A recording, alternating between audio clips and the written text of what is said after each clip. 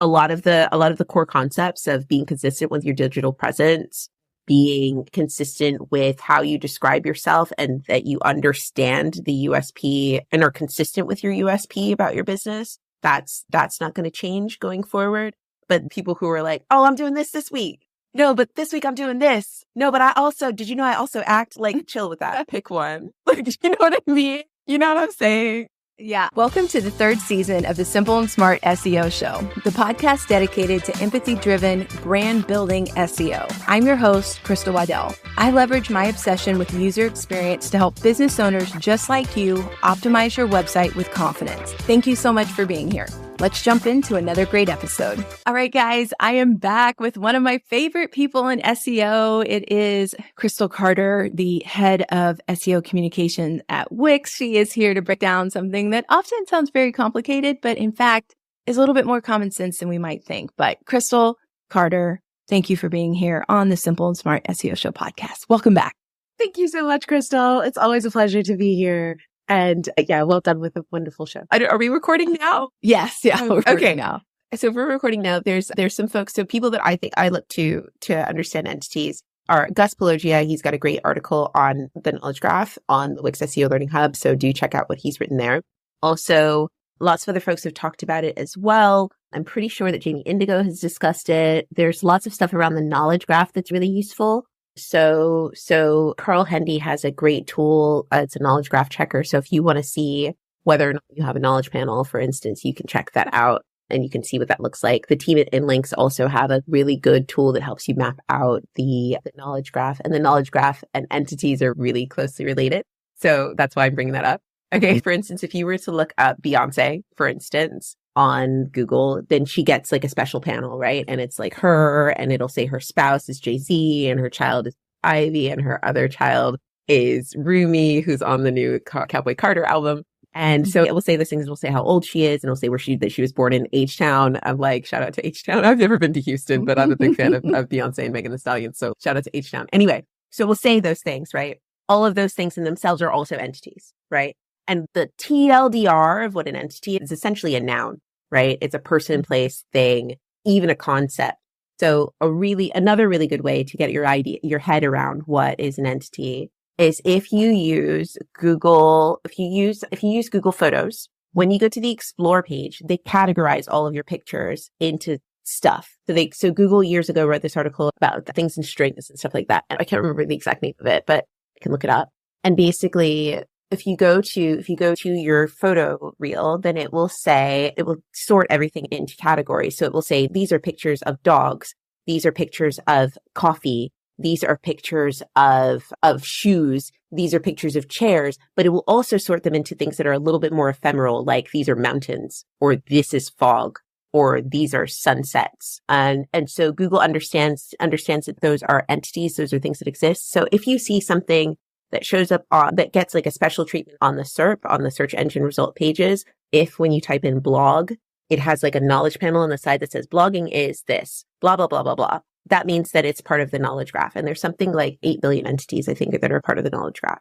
And another way to, if you're not sure, if it has a Wikipedia page, generally speaking, it's an entity. So there will also be like an entity for blogging. What is blogging? And there'll be an entity for headless CMS. That'll be something as well. There'll be an entity for, I don't know, pick something, microphones. There'll be things like that as well.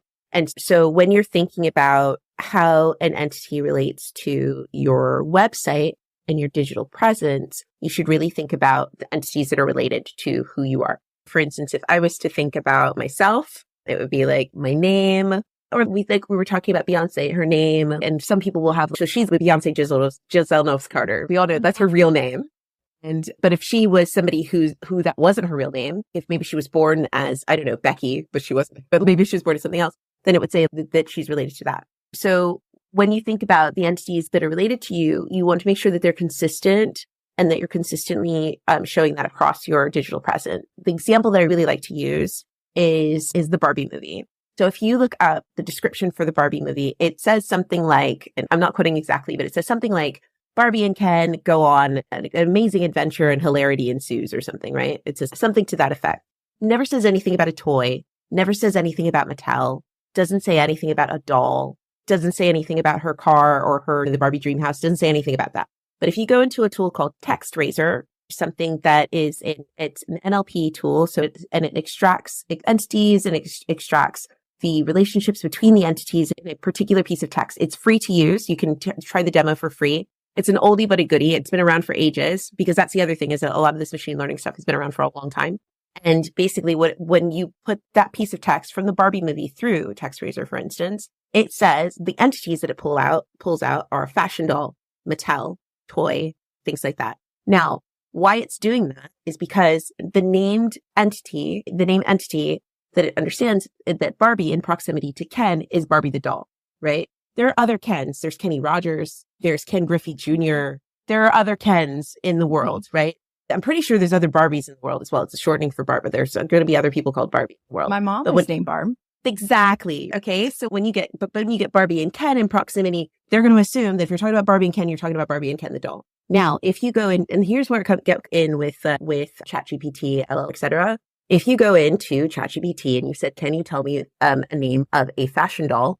it will say Barbie. So the entities that it understands to be associated with Barbie and the entities that ChatGPT understands to be associated with a fashion doll are similar. I tested this as well with Wix, for instance. Wix's entity is related to a cloud-based CMS. That's what it says on our Wikipedia page. That's what we do. And if I go to ChatGPT and I say, "Can you name me a cloud-based CMS?" they say Wix, right? That's one of the first ones there. Now that means that our entity is in good condition. That means that we're doing something well there. But this is also something that you can do for yourself as well. Today, literally today, because I don't know, maybe because I'm self-obsessed or something. I don't know. Who knows? Don't quote me on that. But I Google myself. So I don't have a knowledge panel. My colleague Morty has a knowledge panel. And I think part of it is because he's been writing. He's been a writer for a long time, and he's written in a lot of publications. And I've written in a few, but not as many as Morty has. And so he has a knowledge panel, and it says he's an author, and it goes to his page and it goes to the things, right? I don't have one yet. However, when I went to ChatGPT today and I said, "Who is Crystal Carter?" And it came back, and they've updated. So previously, the first iteration of ChatGPT had data that was going up to, I think, 2022. And so they only had so much data. My career probably didn't start getting bigger or particularly noticeable until around that time anyways. So it makes sense. When I first did this, they were like, it's like that Mariah Carey meme. They were like, "I don't know her." Basically. But I did it today, and they were like, "Crystal Carter is this person. She's currently working at Wix. She does SEO. She's da da da." And I was like, cool. This is good. This is promising. And basically it's referencing a number of reputable sources. So it knows that I have my website, which has schema markup, which designates the entities that I'm related to. It says that I have a website here. It says that I work at Wix. It says that I have this specialism. It says that I do this podcast. It says that I do this and that I've worked with these other named entities. It says that I've spoken at Moz. It says that I've spoken at Brighton SEO, which are also, again, they're entities that LLMs can recognize. Similarly, on my Wix page, I also have a bio page that also says that I've done this, I've done that, I've done this, I've done that. Now, for businesses, particularly for local businesses, this might seem, oh my God, what am I going to do? How am I going to do that? But actually, it can be less daunting than you think. So it's really important to be super consistent with how you describe yourself and how you understand the entities that you have. I looked at Dairy Queen, for instance. Dairy Queen is very consistent with their entity and how they describe themselves. They are a national fast food chain, and they sell ice cream and a lot, and they are very consistent with that. But you need to be consistent with how you describe yourself on your website. You need to be consistent with how you describe yourself on your Google business profile, because your Google business profile is also feeding into the knowledge graph. Your Google business profile has lots of areas where you can add in attributes. So you can say it's female led. You can say that it's LGBT friendly. You can say that you have delivery. You can say that if you're a hotel, you can say you have a swimming pool. You can add in all of these different things. All of those attributes are all going to be contributing to what Google understands for you as part of the graph. And that's super, super useful.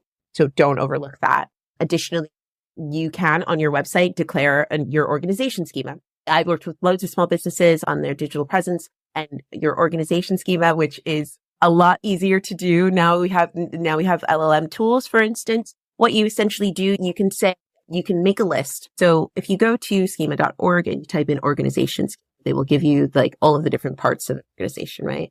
And you're nodding along. I realize I haven't let you speak at all. Okay. I'm like, hey, she's got to get this off her chest. So go ahead. Okay. So you go to organization schema and it will give you a list of all of the different things. Now, historically speaking, you would have to go through and you would have to add all the code and sort out all the code and this and that.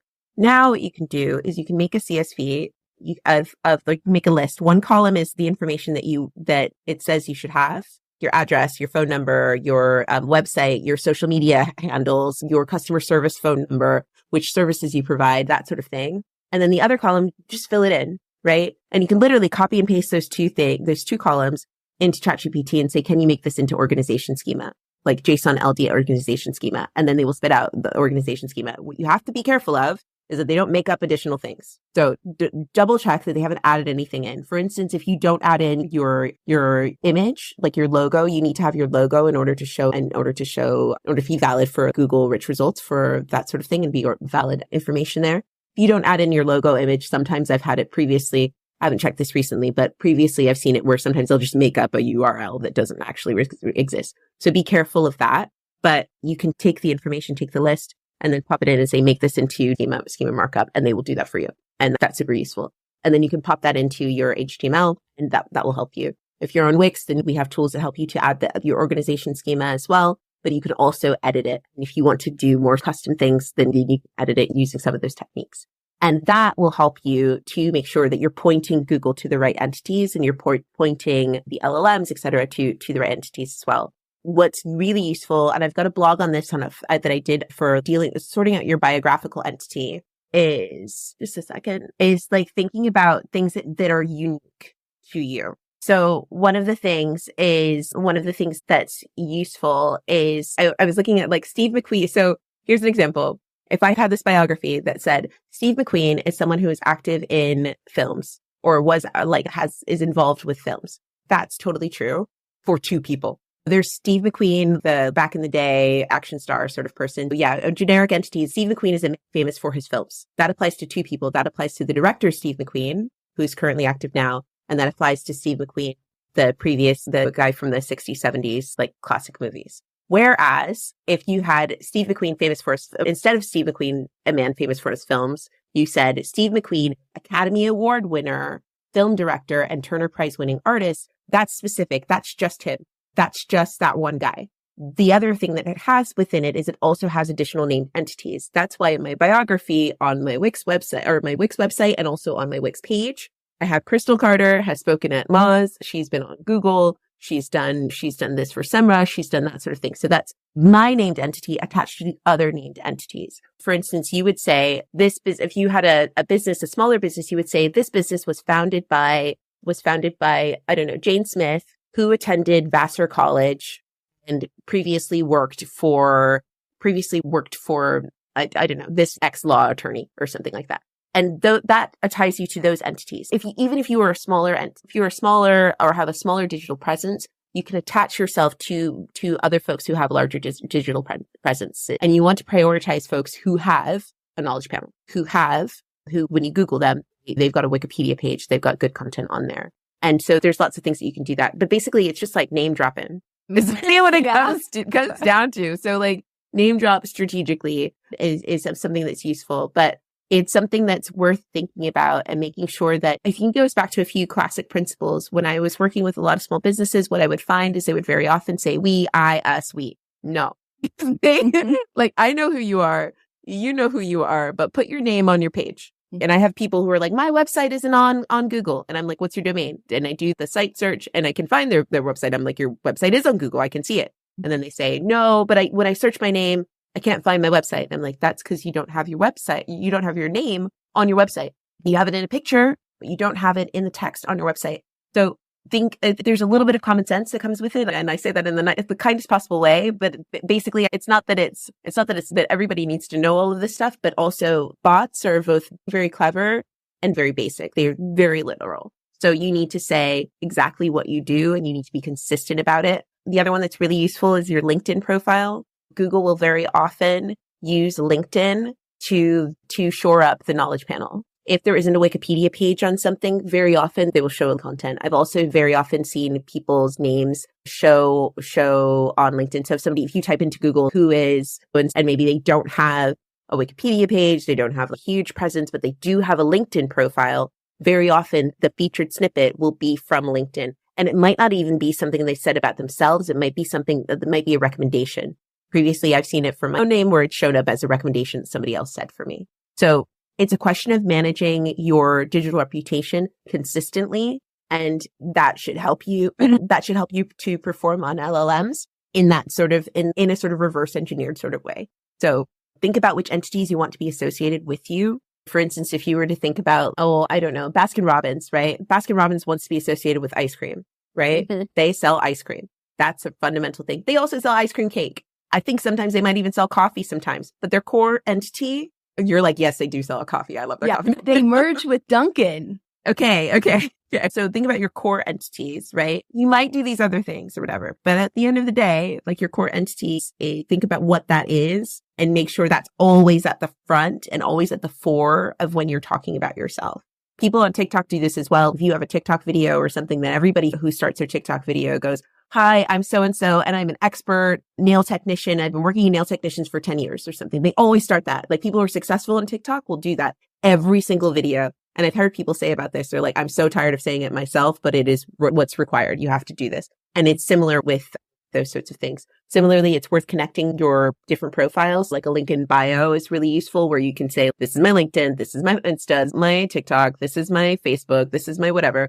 And you have all of them connected. That helps Google to join the dots. And also, please make sure that you use the right URLs for that. Okay. If your website is an HTTPS website, use the HTTPS link in your link in bio, please. If you have the Facebook thing, link directly to the Facebook, don't link to some other thing. You can add a UTM at the end, but make sure that you're linking to the actual page. Don't link to something that's redirecting because that's going to lose you data and that's going to complicate it. It's just, there's no reason for it.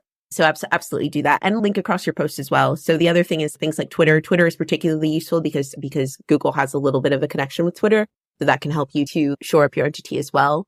But yeah, I think a lot of the core concepts of being consistent with your digital presence, being consistent with how you describe yourself and that you understand the USP and are consistent with your USP about your business, that's not going to change going forward. But people who are like, oh, I'm doing this week. No, but this week I'm doing this. No, but did you know I also act like, chill with that. Pick one. Like, you know what I mean? You know what I'm saying? Yeah, I've been very guilty of that in the past. Okay. Pinterest, SEO, Spy. Summarize it. Just be like, I do digital. Summarize it. I'm an entertainer. If you act and you dance and if you're a triple threat, I'm an entertainer. Call it a day. It's all good. And so yeah, summarize it. Pick something. You can use an LLM to help you if you need to. Please help me optimize my LinkedIn profile, et cetera, whatever. These are things that are useful. But yeah, think about the entities that you want connected with you and have a look at that. TextRaiser is a great way to do this. So TextRaiser gives you a score. So I've had it before where I've dropped in a piece of text and it was like, we think this is about video games. I'm like, this is not about video games. This piece of text is not about video games. And I look back through it and there's a list that somebody's giving as an example, just as an offhand example. That's, oh yeah, for instance, if you were like looking at PlayStation or this or that, and I'm like, oh, those are named entities and they're messing up the information that they're messing up how the machines are understanding my content. So I need to take that out. So you can put your bio or whatever into TextRaiser or into SEMrush has a great tool that they have a great tool as well that I've used and for reverse engineering as well. So where you drop that in and they'll pull out the keywords and they're like, oh, what keywords do you want to optimize for? And I go, no, tell me which keywords. Yeah. Tell me, what do you see? Which entities are you seeing? And then they tell me these things. And I was like, those are not the entities I wanted. We need to change that around. Go back and revise. Right. Move those around. So yeah, I think that some of those tools as well.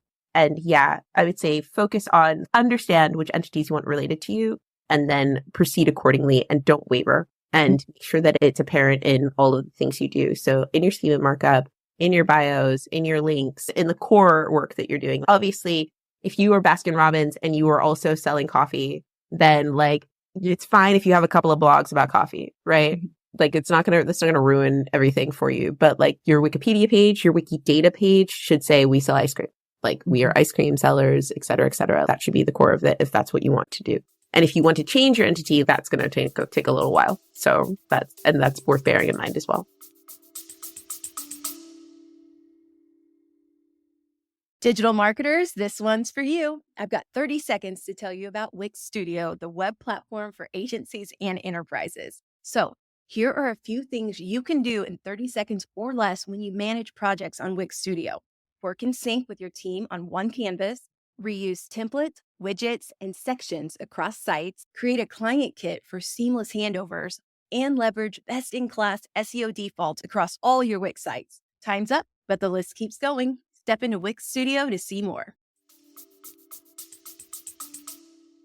Okay, wow. So my first question for you was going to ask about the tools. So you've already named some tools that we can use to check on this, which is great. I wanted to make a comment that Gemini is not good at this. In my experience, just the small little tests that I've been doing.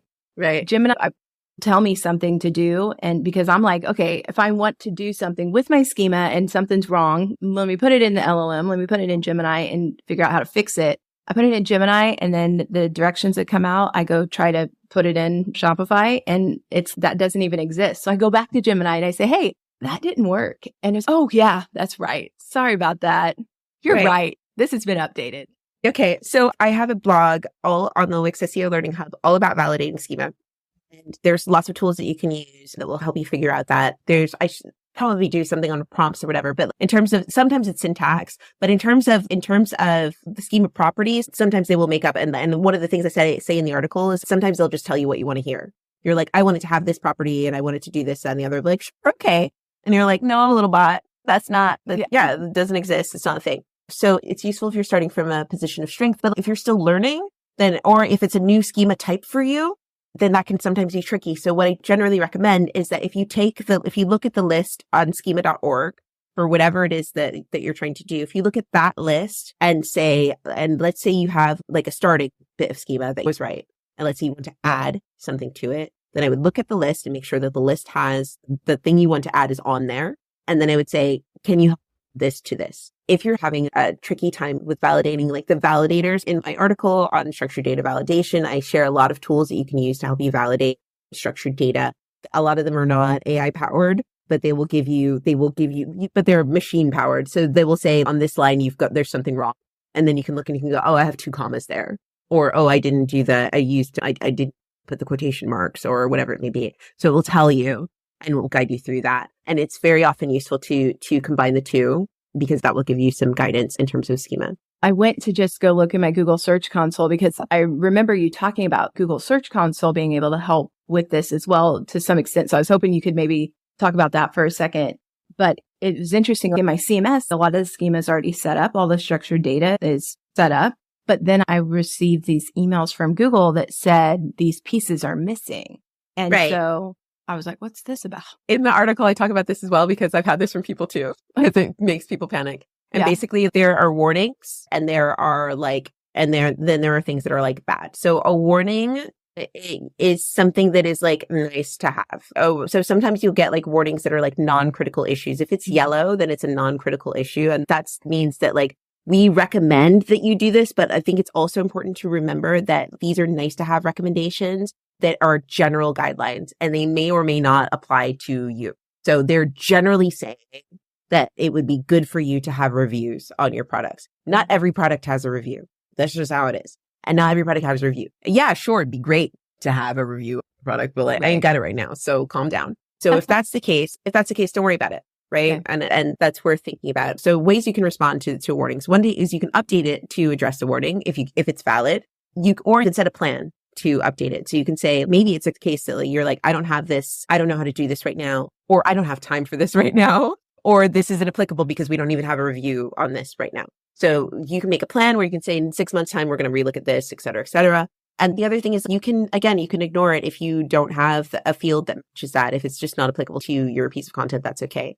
If you see a warning for a product listing, particularly if you're working e-commerce, it's worth double checking if it is a requirement for Google Merchant Center's structured data, because the Google Merchant Center structured data requirements will change depending on what kind of product it is. So for instance, if you have something that's clothing, then you will have apparel requirements and they will ask specifically for like gender or size or the material or something like that. So we want to know, is the shirt red? Is it size 12? is it over female, or is it unisex, or is it kids, is it et cetera? There are certain requirements that they will specifically ask for certain products.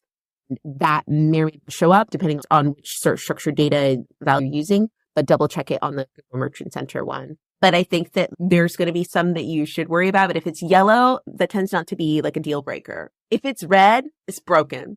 If it's red, it is broken and you need to fix that now, straight away. If it's yellow, take a view, right? If it's yellow, have a look at it, see what's going on. And I go into that in the article and go into exactly what you need. But if it's red, it's probably not even showing up. If it's red, it's broken. Yeah. And that's so great because where these errors or warnings were coming from was Google Merchant Center. So right. And Google Merchant Center has different requirements because not everybody's using Google Merchant Center. But in order for them to serve, because a lot of it has to do with the ads ecosystem. And in order for them to show the ads, they need to be able to say, we're going to show shirts for women. So literally yesterday, my son needed shoes. So we went to the sports shop and we bought him some shoes. Then afterwards, I was looking at the thing for the shop and I Googled the shop and I got the ads at the top. And I was like, wow, these ads are really good because I would buy all of these bathing suits and I would buy all of this thing. I was like, how did they know that your girl likes loud prints and bright colors? Because I'm here, I'm in, I would like to purchase all of these things. But then I asked my husband to Google the same thing and all he got was t-shirts, jeans, basketball shoes. And I was like, this is the wheels in motion. So they need to know all of those things so that they can send the ads to the right people. And so they don't end up burning through people's ad spend for no reason. So it's really important for them to be able to categorize so that people can sort and all of that stuff. The more information you can give them on Google Merchant Center, the better your free listings and your ads will be shown. Okay, that makes sense. I guess my last question with all of this is in relationship to vector embeddings. Vector? Yes. Okay. This is something I learned about from Mike King at iPullRank and Garrett Sussman. And Mike put out a video last year about vector embeddings. It basically encompasses everything you're talking about. It's almost those things that you can look at and zoom in on, and they're pictures, and you zoom in on the picture, and then there's another picture in there, and you can just keep zooming in. The Russian dolls of digital art or whatever. That's what it seems like to me, where it's taken these entities and putting them all together, calling it a vector embedding. And then that's this, not reorganization, but a 3D organization of this data. And when I saw that, it also made me think of you and of entities. And so I just wondered if you had any thoughts on that or if you saw a relationship there between them as well. Yeah. So I'm not going to profess to be as machine learning savvy as Mike King. He king by name, king by nature in terms of this. And I would also say that the ways that people visualize digital relationships, entity relationships can vary. So as far as I understand it, it's a way that people are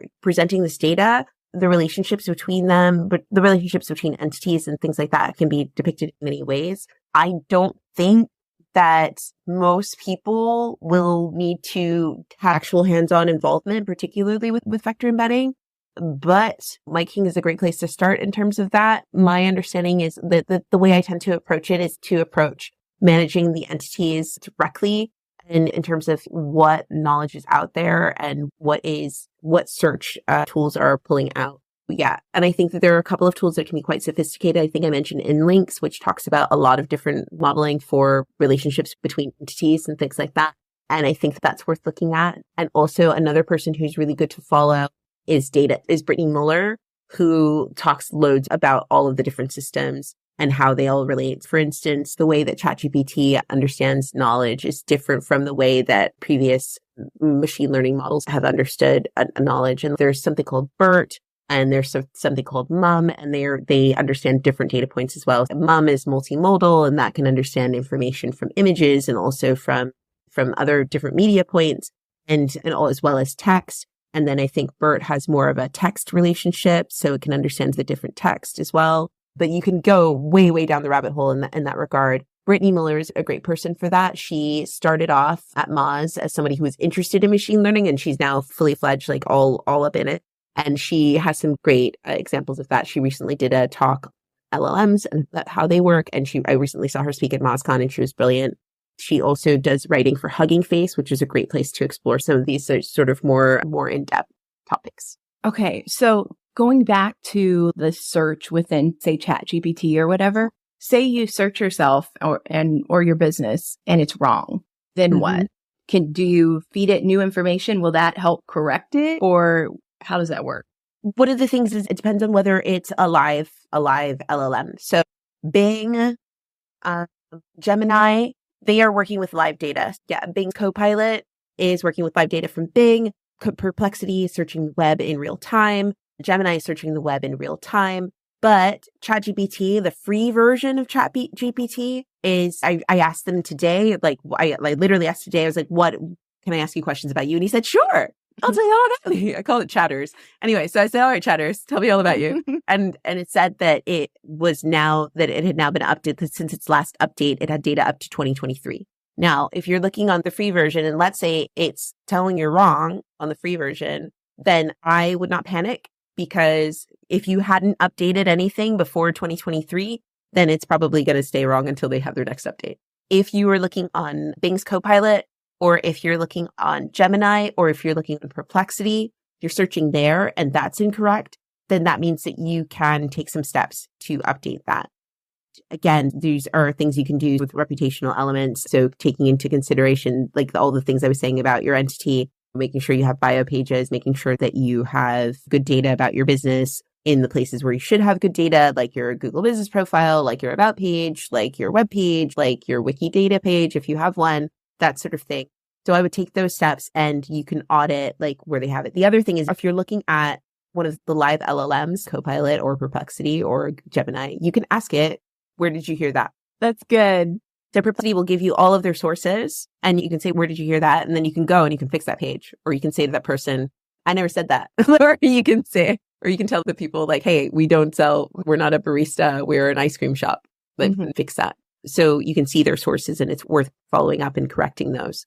I have a project that I work with and they recently asked me to update my bio and I was like, oh yeah, good. Because actually this has out of date information and I can update that and bring some of those things together. So that's worth doing as well. But I think that for the ChatGPT, if you're looking at the free version anyway, which is what most people have access to, if you're looking to update that, you're going to have to wait until they do the next update. And to be fair, it's only been about 18 months, I think, since they launched it like widely, and they've already done another update. So they're probably going to get quicker with that as they go along as well. So for the paid version of ChatGPT, does it function more like Gemini and Perplexity then? Or it can do, depending on your settings. Okay. Gotcha. Cool. Okay. So this was crazy. I know people are going to be like, what in the world, Crystal? But Crystal.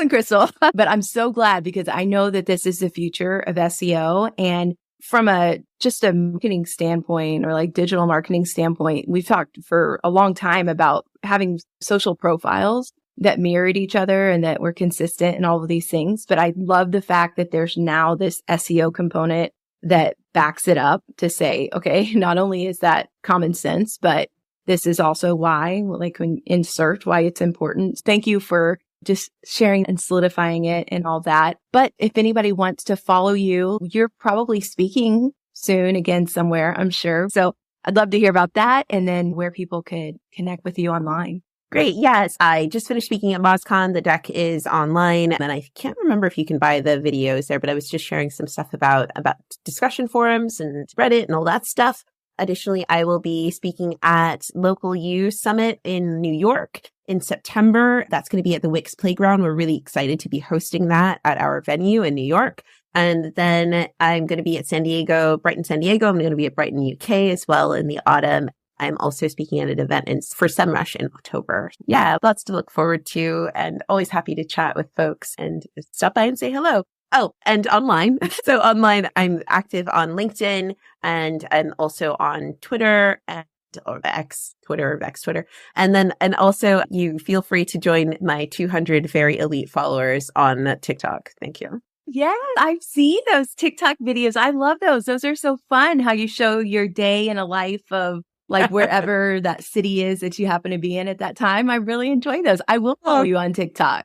Thank you very much. Thank you. Yes. I'm going to be 201 or 241, whatever. I don't know. Yeah. We have discerning taste. Thank you very much. It's so good to see your face again. And I will see you in November in Yes, in San right Diego. in San Diego. Yeah. Sounds awesome. Okay. Thanks again.